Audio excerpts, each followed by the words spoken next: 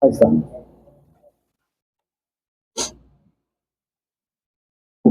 Es el olor de acá, es el de la transmisión, ¿verdad, Ramón?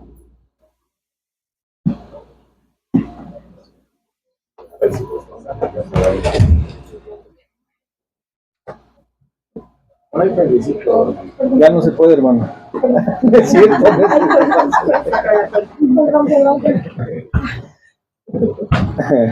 Yo creo que sí alcanzan a ver la mayoría. Ahí alcanzan a ver bien la pantallita, ¿no? Para que puedan ir viendo las citas que vamos a ir compartiendo. Dios es bueno todo el tiempo. Nos muestra su amor, su misericordia y su propósito. Jamás existen las casualidades. Dios tiene todo bajo control en nuestras vidas. Y lo más importante de esto es la disposición y la obediencia que nosotros tenemos ante el llamado que Dios nos hace. Hoy vamos a tocar un tema sumamente importante, a veces mal interpretado, a veces mal enseñado, a veces no se quiere profundizar en él porque se corren peligros respecto a que la gente se confunda, pero hay una única forma de que la gente se confunda. La gente se confunde cuando el evangelio no es predicado, cuando el evangelio no es enseñado, cuando no es la palabra de Dios, cuando no es el evangelio de Jesús lo que se enseña. La gente se confunde cuando son doctrinas de hombres, cuando lo que nosotros enseñamos son doctrinas de hombres. Ese es el problema que existe. Hoy hablaremos acerca de la salvación, una obra que Dios hace, pero también una obra en la cual nosotros estamos involucrados. La Biblia nos dice de forma clara qué es lo que cada uno de nosotros somos. Yo les hago la pregunta, ¿qué somos? ¿Qué somos? Somos hijos de Dios, ok. Acá mi hermana Lili dijo que somos espíritu, alma y cuerpo. Somos embajadores de Cristo. Ok. Testigos de Cristo. Testigos de Cristo. Ok, pero en esencia, lo que nosotros somos, lo que forma el ser completo. Hechos a imagen y semejanza. Exactamente, somos hechos a imagen y semejanza de Dios. Lo que comprende nuestro ser en su totalidad, de acuerdo a lo que la Biblia nos enseña, somos espíritu, tenemos un alma y habitamos dentro de un cuerpo. Eso es lo que tenemos que tener de forma clara. Existen algunas corrientes teológicas que debaten sobre este sentido, pero nosotros no adoptamos ninguna corriente teológica, nosotros adoptamos y aceptamos las enseñanzas de Jesús y aceptamos lo que su palabra nos dice de forma clara. Las vas a encontrar, las vas a conocer, en algún momento puede que las llegues a escuchar. Una de ellas es la tricotomía y la otra es la dicotomía. La tricotomía te dice que somos seres tripartitos, espíritu, alma y cuerpo. La dicotomía dice que el espíritu y el alma son exactamente lo mismo, que son sinónimos una de la otra y que la otra parte de nuestro ser es el cuerpo. La Biblia nos dice, repito, de manera clara, somos espíritu, tenemos un alma y habitamos dentro de un cuerpo. Eso es lo que comprende nuestro ser. Eso es nuestro ser, eso es lo que nosotros somos.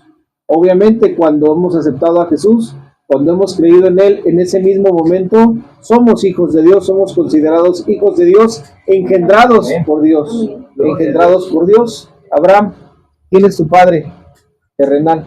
Terrenal, el pastor Ramón. Ramón es tu padre terrenal. Te pregunto, Ramón, ¿qué pasaría si el día de hoy Abraham se sale de tu casa, se olvida de ti, se va a otra ciudad y pues vive perdidamente? Yo te hago una pregunta, Ramón. ¿Abraham deja de ser tu hijo? No, será mi hijo. ¿Por qué? Pues porque así es, yo lo voy a amar toda la vida.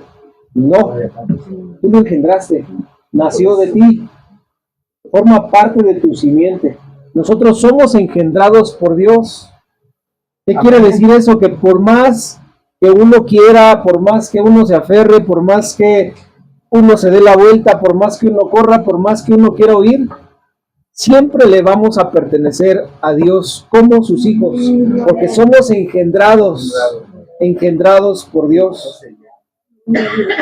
Existe algo profundo dentro de eso que tiene que ver con la vida espiritual, totalmente espiritual.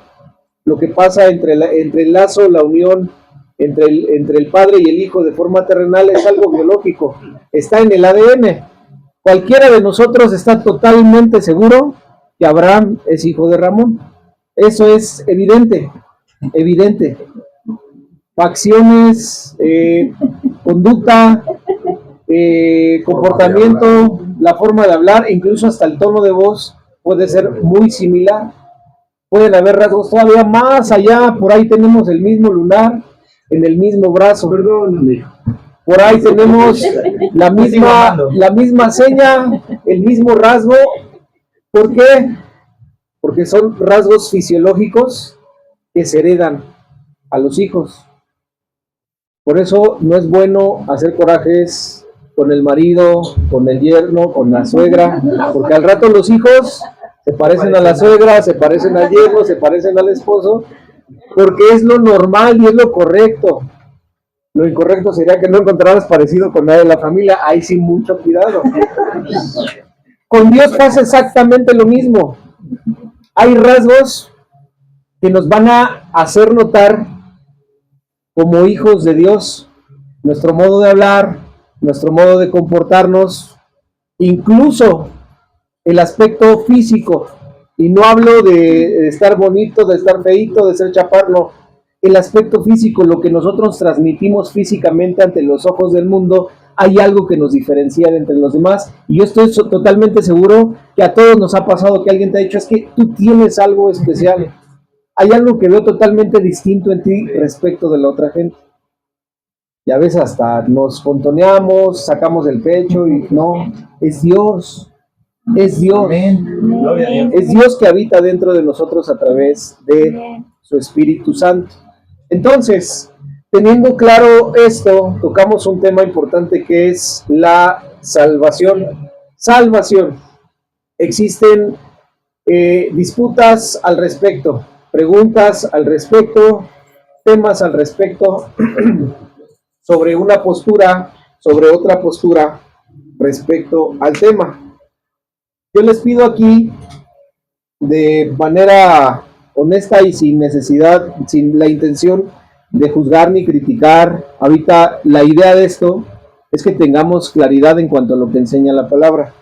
Levanten su mano, por favor. ¿Quiénes consideran que la salvación se pierde? 1, 2, 3, 4, 5, 6. ¿Sí o no? Sin miedo. Con 2 manos, dice Lidia, doble participación porque es la mamá de la casa. Vale doble. El resto, ¿qué consideramos? Que la salvación no se... ¿Quién dice que la salvación no se pierde? 1, 2, 3, 4. Llega la pregunta, ¿quién es el que está bien? ¿Quién es el que está correcto? Ambos, dice por acá. Entonces, ¿por qué no levantaste la mano en la segunda? Porque me dio miedo de levantarla, no vas a regañar. Ya participaste, ya no puedes otra vez. Ok. Lo importante aquí es que tengamos claridad respecto de lo que Jesús nos enseña con este tema de la salvación. Nuevamente hablando de teologías. En el tiempo de la iglesia primitiva, este era un concepto que lo manejaban de forma clara. No había discusión, no había disputa, no es que unos creían otra cosa, es que otros no. Había claridad. ¿Por qué? Porque estaban enseñados sobre la doctrina de Jesucristo, la doctrina de los apóstoles. Y no eran temas a discusión, porque lo tenían claro, Durante 400 años de la iglesia primitiva, así fue. Después de esos 400 años, ¿qué comenzó a ocurrir?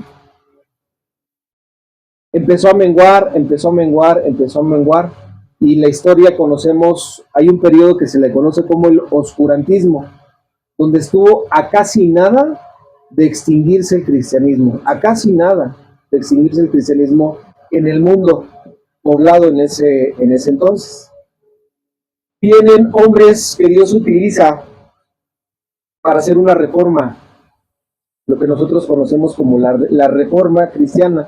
Entre ellos estaba Martín Lutero, un monje totalmente ajeno al cristianismo, que comienza a leer las escrituras, comienza a leer la Biblia, comienza a leer la palabra de Dios, y comienza a darse cuenta del contenido que había en ella, y que lo que él había sido enseñado era totalmente contrario a lo que la Biblia enseñaba. De ahí conocemos lo que Martín Lutero levanta como, recuerden, se me fue el número, son las 95, son 95 tesis, 95 tesis que Martín Lutero enmarca y las pone al pie de el templo católico de ese momento. Y entonces comienza la reforma. Martín Lutero es perseguido, y en su persecución, estando escondido, comienza a hacer una traducción de la Biblia, del latín que se tenía en ese momento al alemán. Y así comienza nuevamente el recabar el contenido real de la Biblia y hacerlo llegar a los que en ese tiempo vivían. Después comienza lo de la impresión de la Biblia, con la imprenta de Gutenberg, etcétera, etcétera, etcétera. Y a medida que esto fue sucediendo, empezaron a crecer diferentes corrientes teológicas en muchas interpretaciones de la Biblia, y dentro de ellas estaba el tema de la salvación. Unos decían que la salvación sí se perdía, otros decían que la salvación no se perdía. ¿Cuál de ellos tenía razón? Ahorita lo vamos a ver. ¿Qué es lo que entonces la Biblia me enseña? Nuevamente repito, nosotros no adoptamos corrientes teológicas de ninguna persona. Nosotros adoptamos la doctrina de Jesucristo, dada a través de su palabra. A través de su palabra. Si la Biblia lo dice, yo lo creo. Si Jesús lo enseñó, yo lo creo. Si Jesús lo vivió y lo practicó, yo lo practico. Si Jesús no dijo nada al respecto, guardo silencio. Si Jesús dijo que eso no es, eso no es. Le creo a Jesús, soy fiel a las enseñanzas de Jesús, y a todos nos va a costar mucho. Nos va a costar familia, nos va a costar amistades, nos va a costar gente cercana. ¿Por qué? Porque no vamos a estar de acuerdo. Y de eso se trata.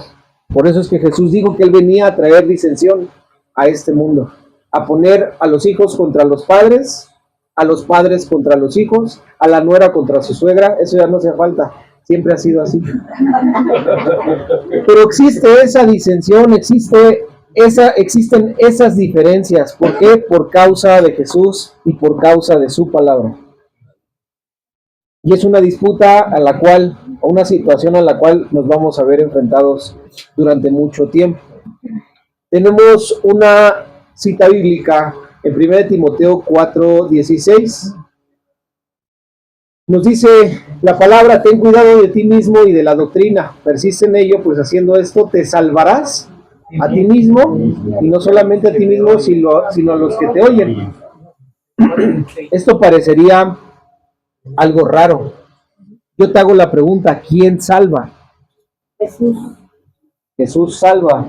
¿Estamos de acuerdo? ¿Estamos en desacuerdo? ¿Y por qué aquí la Biblia me dice que te salvarás a ti mismo y aparte vas a salvar a los que te oigan? ¿Tengo acaso el poder o tenemos acaso el poder de salvar a la gente? ¿Tengo el poder de salvarme a mí mismo? Entonces, ¿por qué la Biblia lo dice? ¿Por qué la Biblia me habla de que yo me puedo salvar a mí mismo, perdón, y puedo salvar a otros? Te vas a enseñar la palabra de Dios. Y es lo que te va a salvar, la palabra de Jesucristo. Y al enseñar la palabra de Jesucristo, por eso es que vas a salvar a otros.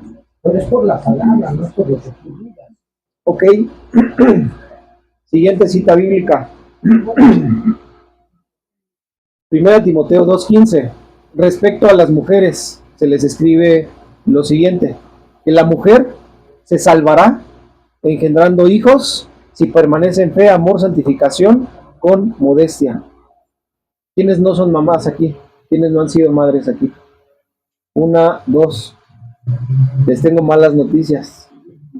De acuerdo a lo que nos está diciendo aquí la palabra, no son salvas. Para que puedan ser salvas necesitan tener hijos.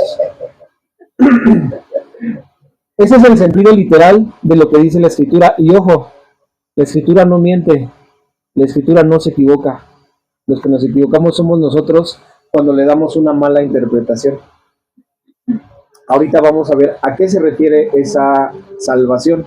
Pero aquí lo dice de una manera clara, que la mujer se salvará engendrando hijos. ¿Y qué van a hacer de aquellas entonces que no logren tener hijos? Podríamos creer, de acuerdo a lo que estamos leyendo aquí, que no van a ser salvas. Esa es la interpretación de una manera literal, sin profundizar en la palabra, sin profundizar en las Escrituras. Entonces, llegamos a la pregunta: ¿la salvación se pierde? Ya respondieron algunos referente a esto. Recomendación: es un libro bastante pequeño, son 36 páginas. Si tienes práctica para la lectura, este librito te lo chutas en media hora. Y tiene una enseñanza profunda, la salvación del alma, de Watchman Nee.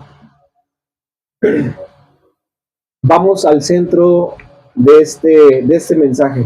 Primera Tesalonicenses 5:23 nos dice: y el mismo Dios de paz los santifique por completo, y todo su ser, espíritu, alma y cuerpo, sea guardado irreprensible para la venida de nuestro Señor Jesucristo. Y el mismo Dios de paz, repito, los santifique por completo, y todo su ser, espíritu, alma y cuerpo, sea guardado irreprensible para la venida de nuestro Señor Jesucristo.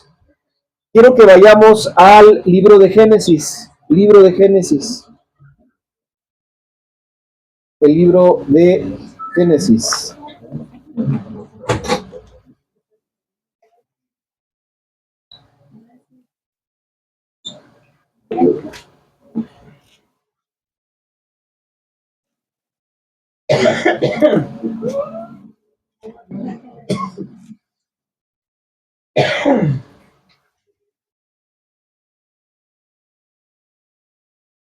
Ya les doy el capítulo.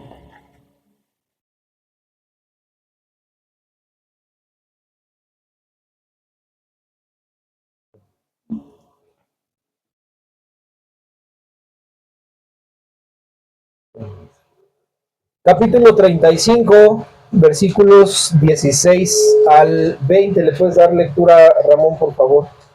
Génesis capítulo 35, versículos 16 al 20. Se lee para la gloria de Dios.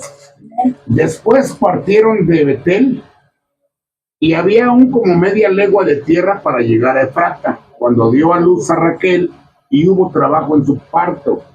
Y aconteció, como había trabajo en su parto, que le dijo la partera: no temas, que también tendrás este hijo.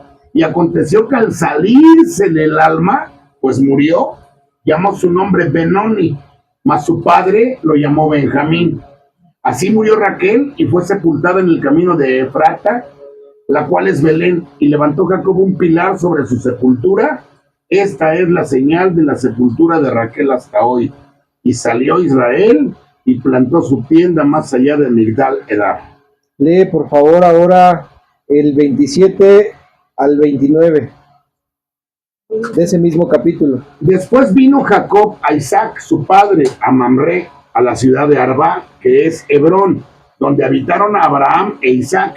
Y fueron los días de Isaac 180 años.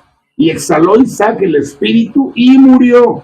Y fue recogido a su pueblo, viejo y lleno de días, y lo sepultaron Esaú y Jacob, sus hijos. Dos palabras distintas. ¿Por qué no es sinónimo una de la otra? Porque nos marca dos términos, y la palabra la palabra aquí hebrea es totalmente distinta una de la otra. En el versículo 17 nos dice de forma clara, en el versículo 18, y aconteció que al salírsele el alma, entre paréntesis, pues murió. En ese momento Raquel muere y dice la escritura que se le salió el alma. Es decir, que hubo una separación entre su cuerpo con el alma.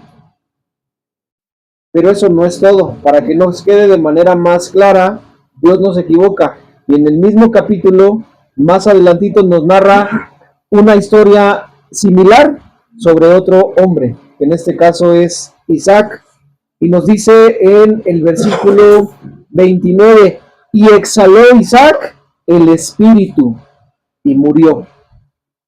Ambas citas bíblicas nos hablan respecto a la muerte física, la muerte de Raquel, la muerte de Isaac. Una me dice que se le salió el alma y la otra dice que exhaló el espíritu. Exhaló el espíritu. ¿Qué es exhalar? Salió, Sacó. sacas de ti, o sea, sale de ti el aliento, sale de ti el aire, exhalas. ¿Qué dice? Que se separó, también se le separó del cuerpo.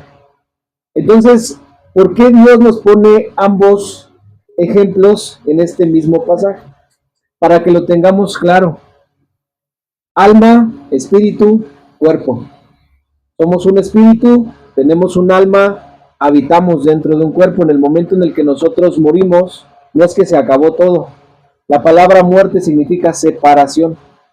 Es separado nuestro espíritu y nuestra alma del cuerpo en el cual está depositado.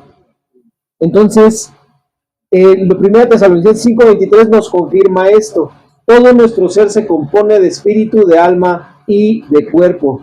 Pero sobre estas tres partes, somos tripartitos, hechos a semejanza de Dios. La Escritura nos dice que Dios es espíritu y nosotros somos espíritus vivificantes, vivos, espíritus vivos. Eso es lo que somos nosotros. Somos hechos a imagen y semejanza de Dios. Si Dios es espíritu, ¿qué somos nosotros? Somos espíritu, nosotros somos espíritu, hechos a imagen y semejanza de Dios.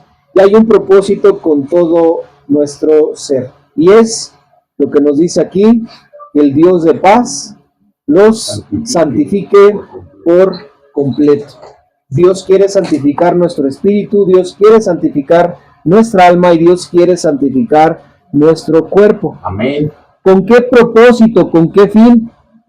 Para que sea guardado irreprensible para la venida de nuestro Señor Jesucristo. La meta que Dios tiene sobre la santificación de todo nuestro ser es la venida de nuestro Señor Jesucristo. ¿Qué implica la venida de nuestro Señor Jesucristo? Un periodo de reinado durante 1000 años. Eso es lo que implica la segunda venida de nuestro Señor Jesucristo. ¿A qué viene Jesús? Él viene a reinar. Él viene a reinar, a tomar el lugar que le corresponde. Lo que nosotros vemos hoy en día en nuestro alrededor, en el mundo en el que habitamos, es un caos total. Presidentes hacen una cosa, presidentes hacen otra. Por acá se roban algo, por acá se roban lo otro. Dicen y hablan bien bonito, pero las decisiones que toman perjudican a la sociedad. Y por más que se esfuercen en traer un bien a esta sociedad, jamás lo van a lograr. Por eso es que no tiene ningún sentido que los cristianos estemos inmiscuidos en la política. No tiene ningún sentido. Tú vas a llegar ahí queriendo cambiar el mundo y puede que lo logres, pero Dios no nos mandó a cambiar el mundo. Dios nos mandó a predicar el evangelio de Jesucristo a toda criatura. Ese es el propósito y esa es la meta que Dios nos ha trazado. Entonces nos podemos esforzar, podemos hacer obras benéficas para este mundo, pero ¿qué crees? El mundo va a seguir en deterioro, va a seguir en caos, porque es un lugar en el cual habitamos que es gobernado por Satanás, el príncipe de este mundo, como la Biblia lo describe. ¿Hasta cuándo va a suceder eso? hasta la venida de nuestro Señor Jesucristo. En la venida de nuestro Señor Jesucristo, Él va a tomar el lugar que le corresponde, que ya tiene, y va a reinar aquí durante un periodo de 1000 años. Después de este tiempo milenial, tenemos lo que la Biblia nos establece como la Nueva Jerusalén, donde todo esto que nosotros vemos a nuestro alrededor va a ser totalmente destruido, totalmente deshecho. Pero lo que se centra respecto a la venida de nuestro Señor Jesucristo es el periodo del milenio, en el cual cada uno de nosotros como creyentes vamos a estar. Ese es el propósito y esa es la meta. Entonces Dios quiere santificarnos por completo. La palabra santificación aquí tiene que ver con salvación. Quiere salvar nuestro cuerpo, quiere salvar nuestro espíritu, quiere salvar nuestra alma y quiere salvar nuestro cuerpo, con el propósito de que este ser en su totalidad sea guardado de forma irreprensible para Cristo en su segunda venida. Eso es lo que tenemos claridad aquí. Entonces, aquí nos habla de salvación del espíritu, nos habla de salvación del alma y nos habla de salvación del cuerpo. Dios quiere salvar, quiere santificar esas tres áreas de nuestro ser: espíritu, alma y cuerpo. ¿De qué forma? Tenemos ejemplos en la Biblia. Ustedes me podrán decir que lo que yo les estoy diciendo pues está un poquito raro, yo nunca lo había escuchado. Eso está medio extraño. Noto la cara de algunos. Yo también así estaba. La salvación del espíritu, un ejemplo de muchos lo encontramos en 1 Corintios 5:5. Dice: el tal se ha entregado a Satanás para destrucción de la carne, a fin de que el espíritu sea salvo en el día del Señor Jesús. El ejemplo, el caso que se nos está presentando aquí, era un hombre de la iglesia de Corinto, un hombre que había conocido de Dios, que había recibido el evangelio que Pablo les había anunciado, que había crecido, que había caminado con ellos, que se congregaba, que tal vez servía, que estaba allí, pero tomó una decisión totalmente incorrecta. Comenzó a relacionarse con la esposa de su padre, es decir, su madrastra. ¿A qué punto? Tener relaciones sexuales con la esposa de su padre, es decir, con su madrastra. Ese fue el caso de este hombre. Pablo les había expuesto a los corintios que no era posible que ellos siguieran permitiendo que ese hombre estuviera congregándose y estuviera participando juntamente con ellos. Que eso no estaba correcto, que eso no estaba bien. Pablo dice: yo estando presente he corregido al tal hombre y no he hecho caso. ¿Cuál fue la última determinación de Pablo? Dice: he orado para entregar a aquel hombre a Satanás, para destrucción de la carne, de forma real y literal, para que sea muerto. Lo he entregado a Satanás para que Satanás se encargue de acabarlo, de acabar con su vida. ¿Con qué propósito? Que su espíritu sea salvo en el día del Señor. Nos habla aquí entonces de la salvación del espíritu. Primera de Pedro 1:9 dice: obteniendo el fin de la fe de ustedes, que es la salvación de sus almas. La salvación de sus almas. Entonces, dice que el fin de nuestra fe, ¿cuál es? La salvación de nuestras almas. La finalidad o el propósito que engloba nuestra fe tiene que ver con la salvación del alma. Y nos muestra en Marcos 9:43 la salvación del cuerpo. Si tu mano derecha te es ocasión de caer, córtala. Mejor te es entrar en la vida manco que teniendo dos manos ir al infierno, al fuego que no puede apagarse. ¿Qué quiere decir? ¿Qué nos está diciendo aquí Jesús? Si es preferible perder algún miembro de tu cuerpo, dice: no te preocupes, es mejor. Pero no quiere decir que es lo ideal. ¿Qué nos trata de dar a entender Jesús? Que cuides tu cuerpo, cuida tu cuerpo. No lo expongas a situaciones como esta en la cual tengas que perder uno de tus miembros. Entonces, salvación del espíritu, salvación del alma y salvación del cuerpo. Repetimos entonces, y el mismo Dios de paz los santifique por completo y todo su ser, en todo su ser, espíritu, alma y cuerpo, sea guardado irreprensible para la venida de nuestro Señor Jesucristo. Palabra salvación. Hay 6 palabras en griego distintas en el Nuevo Testamento que nos dan la palabra salvación. Si tú entras a tu Biblia y buscas la palabra salvación, te va a aparecer en muchas ocasiones. En muchas ocasiones vas a encontrar la palabra salvación. Si vamos al original, es el griego en el cual se escribió el Nuevo Testamento, te vas a encontrar con palabras distintas. Y son estas 6 palabras que encontramos en el Nuevo Testamento. La palabra sotería, que tiene que ver con la salud. Mateo 9:22 nos narra el caso de la mujer que fue con Jesús para ser sanada. ¿Y qué le dijo Jesús? Tu fe te ha salvado. ¿Por qué no le dijo tu fe te ha sanado si la obra que hizo fue de sanidad? Porque la sanidad que Jesús efectuó en ella tenía que ver con la salvación. ¿Salvación de qué? De su cuerpo. Salvación de su cuerpo. Segundo caso, la palabra sozo, que es salvar. Efesios 2:8 dice que por gracia somos salvos. Somos salvos. Y esto tiene que ver en un sentido totalmente espiritual. Por gracia son salvos. Y esto no de ustedes, sino de Dios.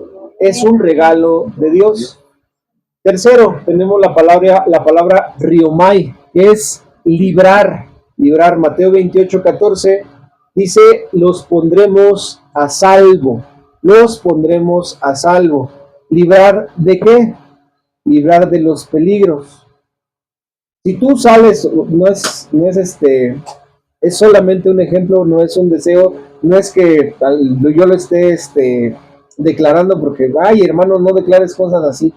Si tú sales ahorita de la reunión de iglesia y de repente te encuentras por ahí un borrachito tal vez que anda de malas, anda de mal humor, de las personas que andan en la calle que ya tienen problemas fuertes, que de repente se ponen medios violentos, y te lo encuentras y anda con un palo correteando a la gente, ¿qué vas a hacer? Te vas a esconder. Te vas a esconder. ¿Por qué? Para salvar tu cuerpo, para poner tu cuerpo, para poner tu vida en resguardo, para librar tu cuerpo, para librar tu vida de ese momento. Entonces, ¿qué es lo que hace uno? Huye, ¿no? Tenemos la cuarta, que es lutro, que es rescatar. Mateo 1:21 dice que Jesús vino a salvar a su pueblo, vino a rescatarlo, vino a redimirlo. Ese es el significado de la palabra lutro. Después tenemos la palabra apolutrosis, que es liberar. Leímos el caso, o nos habló Ramón del caso del endemoniado gadareno. ¿Qué es lo que hizo Jesús con él? Dice que lo salvó. Ahí encontramos la palabra salvar. Pero ¿qué fue lo que realmente hizo Jesús? Lo liberó. ¿Lo liberó de qué? Lo liberó de los demonios. Eso es lo que encontramos ahí. Y la sexta palabra es soterión. Soterión es un medio de salvación. Lucas 2:30. Aquí leemos el caso de un hombre que servía en el templo. A este hombre se le presenta a Jesús, estando Jesús recién nacido. Lo presentan sus padres, presentan la ofrenda. Este hombre, Simeón, lo carga y le dice, hoy he visto la salvación. He visto con mis propios ojos tu salvación. Estaba diciendo que Jesús era el medio de esa salvación, una salvación espiritual. Entonces son los 3 ejemplos que nosotros, las 6 palabras que nosotros encontramos en la Biblia referentes a salvación. ¿Qué significa o con qué se asocia cada una? Uno, la palabra sotería tiene que ver con salud y esto es totalmente del cuerpo. Segundo, la palabra soso, salvar, tiene que ver con el espíritu. La palabra riomai, que es librar, tiene que ver con el cuerpo. La palabra lutro, que es rescatar, tiene que ver con el alma. La palabra apolutosis, que es liberar, tiene que ver totalmente con el alma. Y la palabra soterión, que es el medio, tiene que ver totalmente con el espíritu. Entonces, dentro de las 6 encontramos espíritu, alma y cuerpo. Cada una de ellas representa algo distinto. Por eso es importante una interpretación correcta de las Escrituras. Entonces, el Espíritu Santo nos revela con esto que hay salvación del espíritu, hay salvación del alma y hay salvación del cuerpo. Estamos todos pendientes, estamos todos de acuerdo con lo que estamos viendo. Hay dudas, estoy como que sí, estoy como que no lo entiendo, no lo comprendo, me cuesta trabajo asimilarlo. Lo vamos a entender con más claridad. La salvación del cuerpo. Son 3 ejemplos, 3 citas bíblicas de muchas que nosotros podemos encontrar referentes al tema. Primera de Corintios 3, del 16 al 17. ¿No saben que son templo de Dios y que el Espíritu de Dios mora en ustedes? Si alguno destruye el templo de Dios, Dios le destruirá a él, porque el templo de Dios, el cual son ustedes, santo es. ¿Qué quiere decir esto? El cuerpo en el que nosotros habitamos, el cuerpo que somos, es templo del Espíritu Santo. ¿Pero qué crees? Tenemos la capacidad de cuidarlo o de destruirlo. Tenemos la capacidad de cuidarlo o de destruirlo. ¿Cuántas cervezas no le echaste? ¿Cuántos cigarros no te fumaste? ¿Cuántas veces no te fuiste de parranda? ¿Cuántos desvelos? ¿Cuántos excesos? ¿Pero qué decíamos? Estoy joven, mi cuerpo aguanta, no pasa nada. Destrucción tras destrucción tras destrucción. Y hoy en día estamos acarreando el resultado de las malas decisiones que tomamos en el pasado. De repente ya nos duelen las rodillas, de repente ya nos duele la espalda, ya caminamos medio chuequito, ya no alcanzamos a ver bien. ¿Por qué? Por el deterioro del cuerpo, que en muchas de las ocasiones nosotros mismos lo generamos. Nosotros mismos descuidamos el cuerpo. ¿Qué me dice Dios? Este cuerpo es templo del Espíritu Santo y que tengo una responsabilidad muy grande. Tengo que cuidarlo. Amén. Tengo que cuidarlo. Primera de Corintios 5:5, el tal, ya lo leímos, entregado a Satanás para destrucción de la carne a fin de que el espíritu sea salvo en el día del Señor Jesús. Nos habla nuevamente de la destrucción del cuerpo. ¿A causa de qué? A causa del pecado. El caso de este hombre, un pecado sexual. ¿Qué condenación hay para aquellas personas que cometen pecado sexual? ¿Qué condenación? Hay unas consecuencias tan devastadoras, tan terribles, que muchos no se recuperan. Muchos no se recuperan. Terminan cayendo en lo peor y en lo más vil a causa de los pecados sexuales, a causa de la fornicación, a causa del adulterio, a causa de la pornografía. Y claro, hay que arrepentirse. Si caímos en esto, lo único que yo te puedo decir, arrepiéntete en este momento, y no sigas, porque estás acarreando gran condenación para tu vida, y no solamente para tu vida, sino también para tu familia. El domingo predicaba acerca de el adulterio. Yo encontré 19 consecuencias en la Biblia respecto al adulterio. Maldición, enfermedad, no solamente para uno, sino también para la familia. Confrontación y peleas. Pleitos, celos, contiendas, y lo peor de todo, incluso a veces hasta la misma muerte, la misma destrucción del cuerpo. ¿Qué es lo que la Biblia nos está diciendo aquí? Primera de Corintios 6, 18 al 20 dice, huyan de la fornicación. Cualquier otro pecado que el hombre cometa está fuera del cuerpo, mas el que fornica contra su propio cuerpo peca. ¿Qué quiere decir? Que causa destrucción para su cuerpo. Entonces aquí encontramos las palabras sotería y riomai. Primera de Corintios 6, 18 al 20. O ignoran que su cuerpo es templo del Espíritu Santo, el cual está en ustedes, el cual tienen de Dios y que no son suyos, o que su cuerpo no es suyo, no les pertenece, porque han sido comprados por precio. Glorifiquen pues a Dios en su cuerpo y en su espíritu, los cuales son de Dios. El cuerpo que tú tienes no te pertenece, le pertenece a Dios. Dios es Señor y dueño de tu cuerpo, lo mismo que de nuestro espíritu. Primera Timoteo 1:20 dice que Himeneo y Alejandro, a quienes entregué a Satanás para que aprendan a no blasfemar. ¿De qué habla? ¿De qué se está hablando aquí? El mismo caso que con el de Corintios capítulo 5. Hombres que estaban haciendo o estaban en contra de la obra que Pablo estaba llevando a cabo. Hombres que estaban teniendo un mal testimonio para la iglesia. Eran creyentes, pero estaban viviendo de una manera desordenada. ¿Qué hizo Pablo? Entregarlos a Satanás. ¿Para qué? Para que aprendieran a no blasfemar el nombre de Dios. Primera Timoteo 2:15. Y entramos en esta cita que vimos al principio. Pero se salvará engendrando hijos, si permanece en fe, amor y santificación con modestia, es decir, sobriedad. La salvación de la que nos habla esta cita tiene que ver totalmente y únicamente con el cuerpo, y ustedes como mujeres lo saben. Una de las causas que haya un incremento en la probabilidad de enfermedades es no ser madres. Cuando ustedes engendran, cuando ustedes se convierten en madres, cuando tienen hijos, esa decisión, el hecho de concebir, las libra de muchas enfermedades.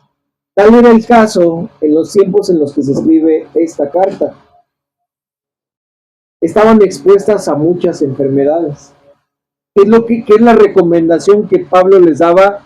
Diles a las hermanas jóvenes que tengan hijos para que preserven sus cuerpos, que tengan hijos para que preserven sus cuerpos, que procreen. Hay dos mandamientos que encontramos en el Génesis para Adán y para Eva. Multiplíquense y fructifíquense, llenen la tierra y sojúzguenla. ¿Qué les estaba diciendo? Tengan hijos, llenen la tierra con sus hijos. Ese es el mandamiento para la mujer, y eso es a lo que se refiere este pasaje de la Biblia. No es una salvación espiritual, es una salvación del cuerpo. Procura la salud de tu cuerpo como mujer. Eso es lo que nos dice en esta cita. La salvación del cuerpo es temporal y es terrenal. Mateo 10, 26 al 28 nos narra Jesús lo siguiente. Así que no los teman, porque no hay nada encubierto que no haya de ser manifestado, ni oculto que no haya de saberse. Lo que les digo en tinieblas, díganlo en la luz, y lo que oyen al oído, proclámenlo desde las azoteas. Y no teman a los que matan el cuerpo, mas el alma no pueden matar. Teman más bien aquel que puede destruir el alma y el cuerpo en el infierno. ¿Qué les estaba diciendo a Jesús en ese momento a los discípulos y a la gente en general? Que no tuvieran temor de los romanos, que no tuvieran temor de los líderes religiosos, de los fariseos. Ellos tenían la capacidad de señalar a alguien: ese de ahí, levántalo. Fue sorprendido en el acto mismo de adulterio. Sáquenlo del pueblo, sáquenlo del templo, y cada quien agarre una piedra y denle. ¿Hasta qué? Hasta que muera. Ese fue el deseo que tenían con la mujer sorprendida en el acto mismo de adulterio. La llevaron, la presentaron delante de Jesús y ya todos traían la piedra en la mano. ¿Qué les dice Jesús? No les tengan miedo. Pueden destruir sus cuerpos porque son temporales, pero no pueden destruir su alma. Teman más bien a Dios, el que sí tiene el poder y la autoridad, no solamente para destruir el cuerpo, sino también el alma y echar el cuerpo al infierno. Entonces, la salvación del cuerpo es temporal y es terrenal. La salvación del cuerpo implica mantenernos sanos y fortalecidos para servir mejor a Dios. El vivir en santidad salva nuestro cuerpo y evita que el cuerpo sea dañado, pero a nosotros nos toca alimentarlo bien, ejercitarlo, descansar. La salvación del cuerpo nos toca a nosotros, y esta salvación, la del cuerpo, sí se puede perder, sí se puede perder. Yo he visto a muchos hermanos perecer por causa de su desobediencia, por causa de ir en contra de los principios de Dios, porque se empeñan en vivir de una manera incorrecta. Y Dios dice, ¿sabes qué? Antes de que sigas, vámonos.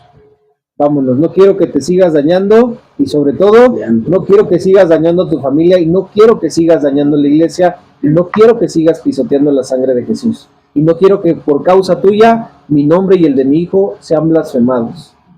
Y dice Dios, vámonos, se acabó. Entonces es algo que se puede perder. Después tenemos la salvación del alma, la palabra lutro y apolutrosis. La salvación del alma es eterna, es invisible y es celestial. Lucas 21:19 dice que con su paciencia ganarán sus almas. Con su paciencia ganarán sus almas. Lucas 9:56, porque el Hijo del Hombre no ha venido para perder las almas de los hombres, sino para salvarlas. Y se fueron a otra aldea. Santiago 1:19-20. Hermanos, si alguno de entre ustedes es extraviado de la verdad y alguno le hace volver, sepa que el que haga volver al pecador del error de su camino, salvará de muerte un alma y cubrirá multitud de pecados. Primera de Pedro 1:9, obteniendo el fin de su fe, que es la salvación de sus almas. Salvación de el alma, nos dice aquí. Pero ¿qué me está tratando de dar a entender el Señor con cada una de estas citas? Que tengo que hacer algo de mi parte en beneficio para que esta salvación se efectúe. Hay algo que yo tengo que hacer. Dice un pasaje también que cuidemos nuestra salvación con temor y temblor. Yo te pregunto, si esto no se perdiera, ¿por qué es necesario cuidarla? ¿Para qué sería necesario cuidarla? Para no perder la salvación del cuerpo. Es necesario cuidarla porque es algo que se puede perder. Cuídala con temor y cuídala con temblor. Está atento de tu vida. El que persevere hasta el final, este será salvo. Nos habla de una perseverancia. Y eso tiene que ver totalmente con el alma. Vamos a Mateo capítulo 16. Mateo capítulo 16.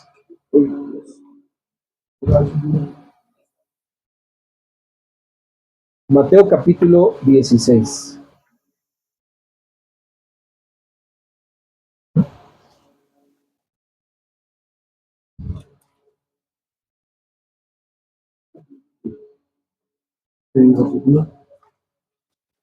Ya les digo.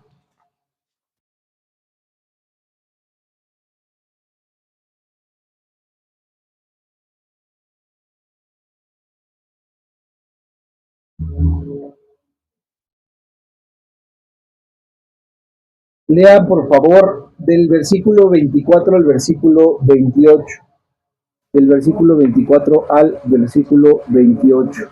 Adelante. ¿Lo leo? Sí, por favor. Dice la palabra de Dios. Entonces Jesús dijo a sus discípulos: si alguno quiere venir en pos de mí, niéguese a sí mismo y tome su cruz y sígame.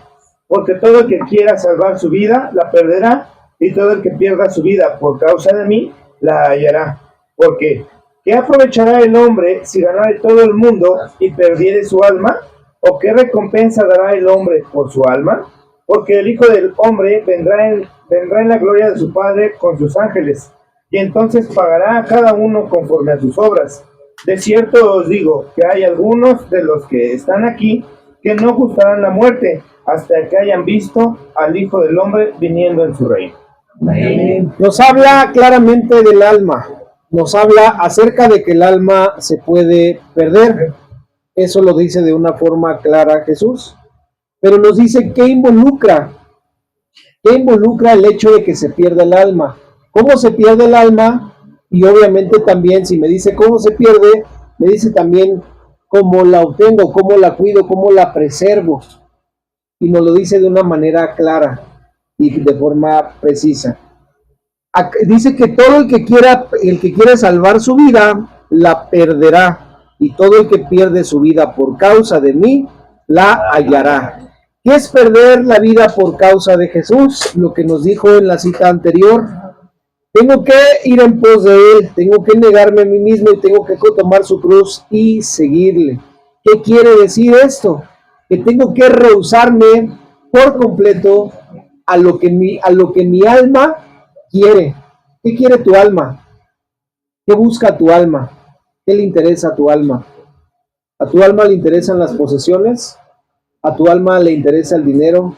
¿A tu alma le interesan las cosas de este mundo? ¿A tu alma le puede interesar tener un buen carro, tener una buena casa, estar bien económicamente? Que si se me antojó una chamarrita, voy y me la compro. Que si le tengo ganas unos zapatitos nuevos, voy y me los compro. Eso es en lo que el alma está interesada, totalmente y esencialmente en los placeres de este mundo. En eso está enfocada el alma.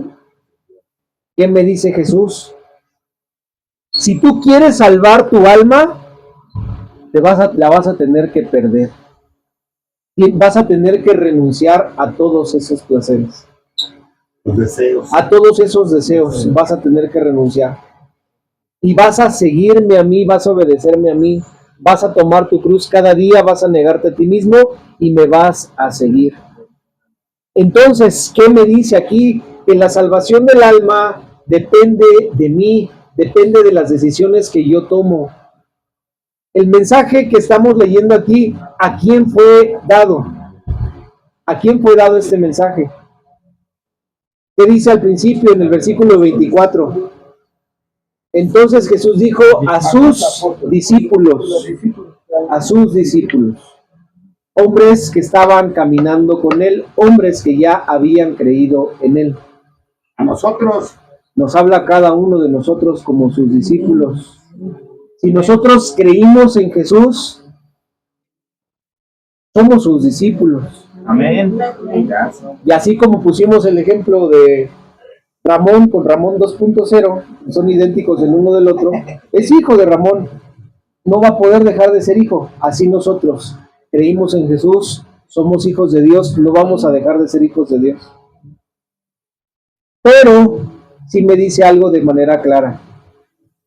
Tienes que tener cuidado de en qué basas tu vida, qué es lo que estás buscando en esta vida. O pagas el precio de seguirme, o vives para tus propios placeres, para tus propios propósitos, aún como hijo de Dios. Es una invitación que el Señor nos hace y la decisión va a ser totalmente nuestra. Y en tercer lugar tenemos la salvación del Espíritu. La palabra sozo y soterión. Juan 3:16 al 17 dice que de tal manera amó Dios al mundo que ha dado a su Hijo unigénito, para que todo aquel que en él cree no se pierda, mas tenga vida eterna. Porque no envió Dios a su Hijo al mundo para condenar al mundo, sino para que el mundo sea salvo por él. Primera de Corintios 15, versículos 1 y 2. Además les declaro, hermanos, el evangelio que les he predicado, el cual también recibieron, en el cual también perseveran, por el cual asimismo, si retienen la palabra que les he predicado, son salvos, si no, creyeron en vano. Aquí yo garantizo si mi fe es real, si mi fe es verdadera. ¿De qué manera? ¿A quién se le ha anunciado el evangelio? Levante su mano. ¿Quién ha recibido ese evangelio que nos fue anunciado? Lo tenemos. Pero ¿qué me dice aparte de, no solamente es que lo escuches y lo recibas? Me dice aquí que tengo que perseverar en él. Tengo que perseverar en él. ¿Qué quiere decir? Tengo que crecer en él. Tengo que crecer en él. Tengo que ir más adelante y tengo que crecer y más y más y más y más. No me puedo quedar estancado. Y en cuarto lugar, dice que lo retenemos. ¿Qué es retener? No soltarlo, afianzarme en él, hacer lo propio, hacer lo mío. Si yo aplico estos 4 principios sobre mi vida, eso me garantiza que soy una persona salva. Salva por Jesús, salva por haber creído en Jesús. ¿Y es salvo qué? Mi espíritu. Mi espíritu es salvo. Entonces, como resultado de que mi espíritu sea salvo, voy a vivir como hijo de Dios. Me voy a conducir como un hijo de Dios. Porque si no, voy a creer, mi creencia fue en vano. Hicimos muchos de nosotros una oración de fe. Acabamos de presenciar una oración de fe. Esa oración de fe es válida siempre y cuando aplique estos 4 principios que me dice la Escritura. Si no, creímos en vano. Entonces, cuando examinamos las diferencias entre la salvación del alma y del espíritu, entendemos por qué la Biblia enseña que la salvación sí se pierde y al mismo tiempo enseña que la salvación no se pierde. Ambas respuestas son correctas, pero tenemos que interpretar a qué se refiere cada una. ¿Se puede perder la salvación? Sí, se puede perder la salvación. También la salvación no se pierde, pero ¿a qué hace referencia? Una hace referencia a la salvación del espíritu, otra hace referencia a la salvación del alma. Y aquí tenemos una lista de comparación entre cada una de ellas. La salvación del espíritu es por gracia. ¿Qué quiere decir? Es un regalo de Dios, que proviene de Dios. La salvación del alma tiene que ver con las obras, con lo que nosotros hacemos en esta tierra, en este lugar. ¿En nombre de quién y a favor de quién? A causa de Jesús y del Evangelio, como lo leímos. La salvación del Espíritu es para entrar al cielo. Si tú creíste en Jesús, el cielo lo tienes garantizado, porque no depende de ti, depende de lo que Jesús hizo. Ya está hecho. La salvación del alma es para entrar al reino de Dios, al reino de Dios, al reino de Cristo, que es lo que hablamos en un principio, lo que concierne al periodo del milenio, a la segunda venida de Jesús. La salvación del Espíritu es por medio de la fe, implica creer. La salvación del alma tiene que ver con la obediencia, se consigue por medio de obedecer a lo que Dios me manda. La salvación del Espíritu es para vida eterna. La salvación del alma es para recompensas. La salvación del Espíritu depende total y exclusivamente de Dios. La salvación del alma depende de nosotros. La salvación del Espíritu Cristo ya la obtuvo. La salvación del alma nosotros la obtenemos. La salvación del Espíritu es un regalo, es un don de Dios. La salvación del alma es una recompensa. La salvación del Espíritu se recibe. La del alma se obtiene. La salvación del Espíritu requiere creer en Jesús. La del alma requiere vivir para Él. La salvación del Espíritu es guardada por Dios. La del alma la guardamos nosotros. La salvación del Espíritu la cuida Dios. La del alma la cuidamos nosotros. La salvación del Espíritu la ganó Cristo. La del alma la ganamos nosotros.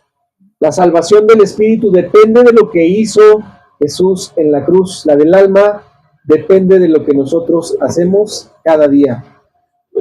La salvación del Espíritu descansa en la cruz de Cristo. La salvación del alma depende de que llevemos nuestra cruz. La salvación del Espíritu, Jesús pagó el precio en la cruz. La del alma, nosotros pagamos el precio cada día. La salvación del Espíritu, el precio ya fue pagado. La del alma, nosotros debemos pagar el precio. Así que la salvación del espíritu no se puede perder. La salvación del alma sí se puede perder. Entonces, la salvación del espíritu no depende de mi obediencia, pero si persistimos en pecar, Dios destruirá nuestro cuerpo para poder salvar nuestro espíritu y perderemos la salvación no solamente de nuestro cuerpo, sino también la de nuestra alma, lo que significa que no recibiremos ningún galardón, ni coronas, ni recompensas. Y en el milenio, en el reino, tendremos que compensar con nuestras obras lo que no hicimos mientras vivíamos en el cuerpo, a fin de salvar nuestra alma. Y en la eternidad, en la Nueva Jerusalén, todos estaremos al mismo nivel espiritual. ¿Cómo entendemos esto de manera más clara? Nuestro espíritu ya ha sido salvado por Cristo. No es algo en lo cual va a haber una duda. Si yo creo en Jesús, acepté el Evangelio, lo recibí, lo retengo, persevero en él, la salvación de mi espíritu ya fue efectuada. Yo tengo garantizado que voy al cielo con Jesús el día que yo parta de esta vida. Eso lo tengo claro. Pero si no vivo para Dios en esta vida y vivo para mí, para mis propósitos, para mis planes, para mis metas, voy a perderme las recompensas en el periodo del reinado de Cristo en esta tierra. Voy a llegar con el Señor con las manos totalmente vacías. Voy a ser salvo, sí, pero no voy a obtener recompensas. Ya entonces tenemos claro, ya la salvación de mi espíritu fue efectuada y está garantizada.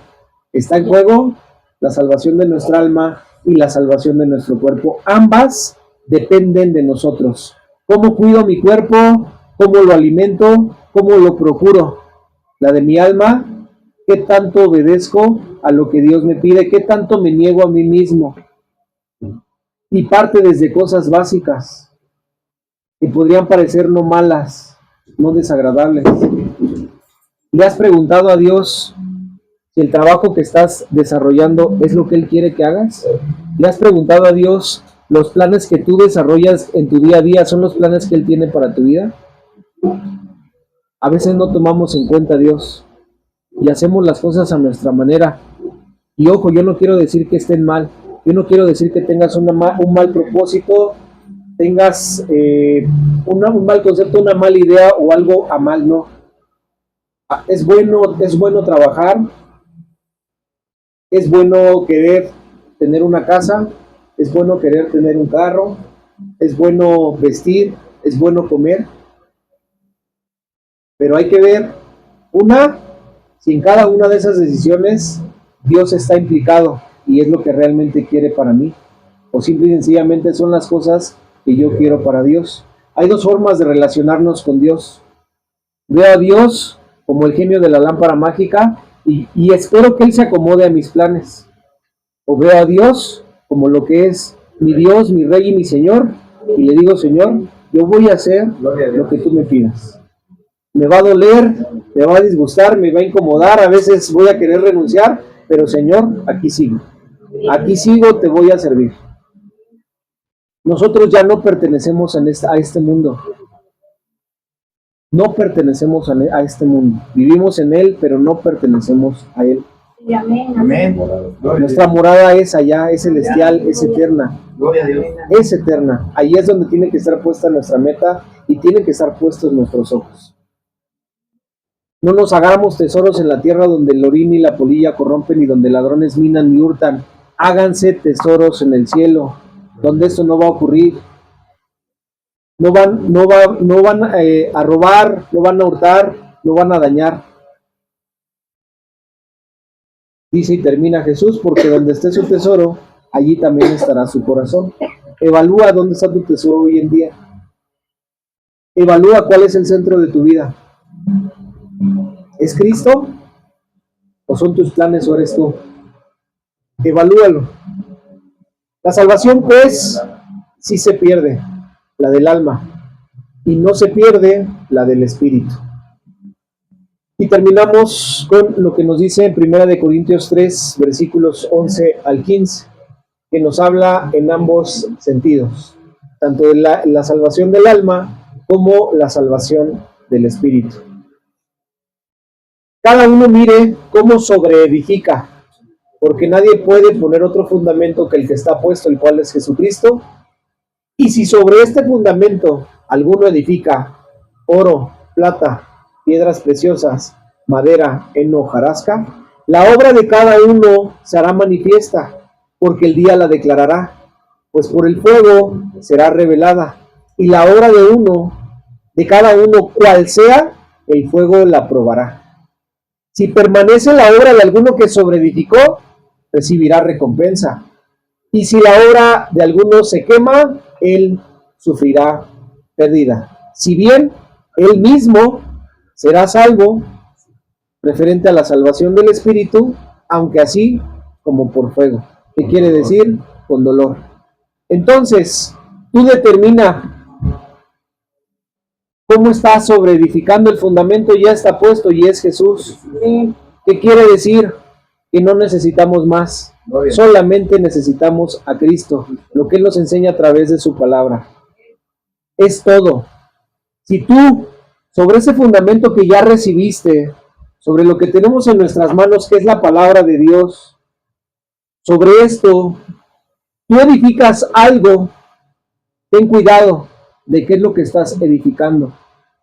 Si edificas oro, plata y piedras preciosas, en el momento en el que sea pasado por fuego, ¿qué crees? ¿Cuál va a ser el resultado? Va a ser purificado. El oro pasado por fuego, la plata pasada por fuego, las piedras preciosas pasadas por fuego, ¿qué crees? Relucen más, le sacan brillo, lucen más, se ven mucho mejor. Y esto tiene que ver con una vida espiritual, obras espirituales. Eres una persona que ora, eres una persona que lee su palabra, eres una persona que sirve, que se preocupa por las necesidades de otros, empezando por los de la casa. Te preocupa tu esposa, te preocupan tus hijos, les demuestras amor, les demuestras cuidado, les tienes atención, pones en práctica lo que Dios te enseña a través de su palabra con ellos, sirves en la iglesia, eres obediente a los mandamientos de Jesús. Estás sobreedificando con oro, con plata y con piedras preciosas. Pero cuidado, estamos edificando con madera, con heno y hojarasca, porque cuando el fuego pase por esto, no va a quedar nada, absolutamente nada. Tus buenas obras, tus buenas intenciones no valen absolutamente nada. Tus planes, tu trabajo, tus negocios no valen absolutamente nada, porque son tuyos, son totalmente humanos y se van a quedar aquí. Por más que hagas, por más que te esfuerces, por más que le pongas empeño, dijo un hombre que Jesús nos narra, dice que tenía tanto, se sentó y contempló, dijo, híjole, ya tengo suficiente, alma mía. ¿Qué dice? Tú gózate, tú relájate, tú pásatela tranquilo, porque tienes bienes para muchos años más. ¿Y qué le contestó necio? Esta misma noche vienen a pedirme tu alma. Y no sabes que todo lo que tienes aquí se va a quedar. ¿Para quién va a ser? ¿De quién será? Aquí se va a quedar. Entonces, nosotros mismos vamos a determinar. Y determina sobre tu vida. Yo te lo digo claro, y eso lo tenemos claro y lo repito para que no quepa duda. Nuestra entrada al cielo la tenemos garantizada, es la salvación de nuestro espíritu. No está en juego, está garantizada, porque esa le corresponde a Dios. Juan 10, el Evangelio de Juan en el capítulo 10, dice que nosotros, como ovejas del Señor, oímos su voz, le escuchamos y vamos a Él, y estamos colocados en su mano, y estamos dentro de la mano de Dios.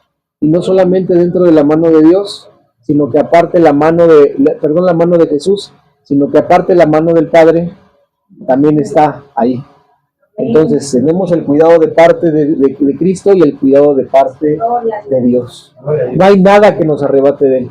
Ya está garantizado nuestra entrada al cielo con el Señor.